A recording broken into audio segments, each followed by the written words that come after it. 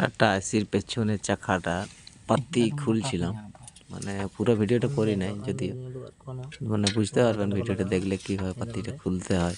পাত্তিটা change করার সময় tata এসির পাত্তিটা খুলছি,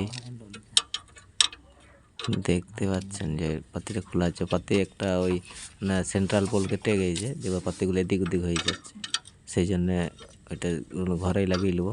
মিস্ত্রির কাছে গাড়িটা লাগানোর সময় নাই, আর মিস্ত্রির কাছে এমনিতেও মানে সেই সকালে নিয়ে গেলে এখন কখন গাড়ি ছাড়বে কোনো গ্যারেন্টি নেই, মানে খরচাও লাগবে আর মানে সময়ও লাগবে। তার থেকে রাত্রে এইখানে ঘরেই খুললে এইভাবে আমি চেঞ্জ করি।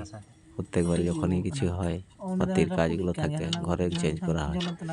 যে ভাইপো খুলছে, আমি লাইট দেখাচ্ছি, দেখতে পাচ্ছেন।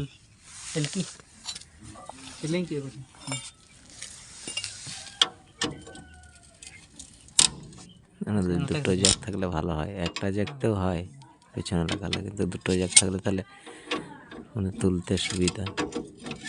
আমার যদি গাড়িতে যে দুটো জ্যাক আছে অবশ্যই তাড়াতাড়ি হয়ে যায় দুটো জ্যাক থাকলে।